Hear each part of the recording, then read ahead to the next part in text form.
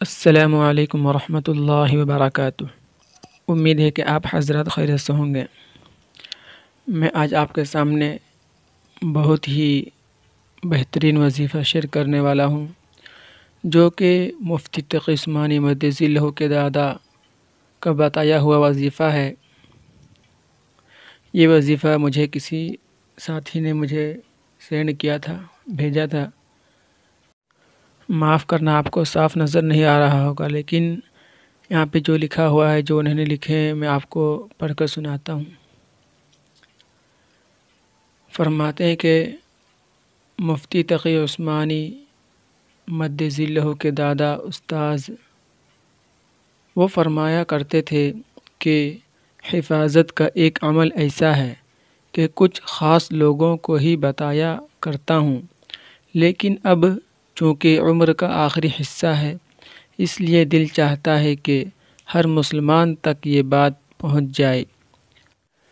اس کی تائید حضرت مفتی ولی حسن صاحب رحمہ اللہ نے بھی کی تھی، اور یہ عمل کیا کرتے تھے، وہ عمل نیچے لکھا جا رہا ہے۔ وہ عمل کیا ہے؟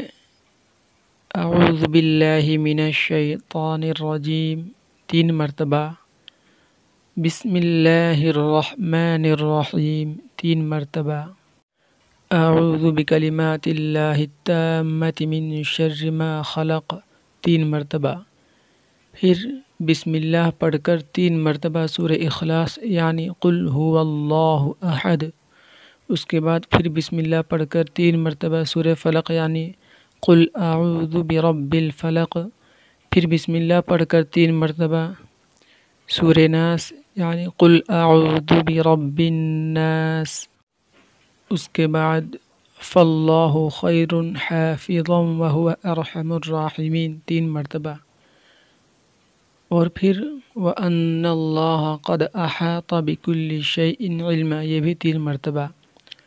آخر میں کوئی بھی درود شریف پڑھ لے 3 مرتبہ، اللہم صلی علی محمد، یا اور کوئی دعا یا اور کوئی درود شریف ہے جو آپ کو یاد ہو وہ بھی پڑھ لے۔ اب اس کے پڑھنے کا فائدہ جو ہے وہ انہوں نے کیا بتائے ہیں، میں آپ کے سامنے شیئر کرتا ہوں۔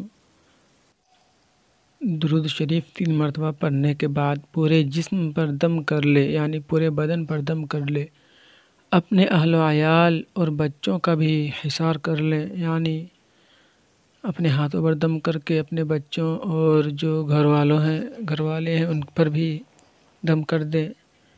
انگلی سے احاطہ کر لے، یعنی انگلی سے احاطہ کر لے۔ اس کو کب عمل کرنا ہے، کب پڑھنا ہے؟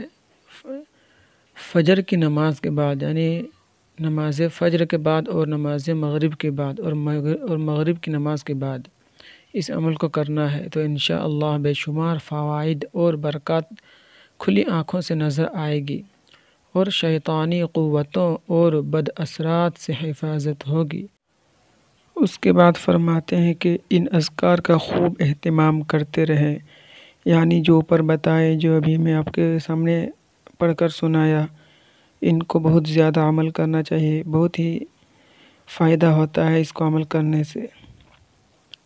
دعا ہے کہ اللہ تعالی ہم سب کو اس پر عمل کرنے کی توفیق عطا فرمائے، آمین۔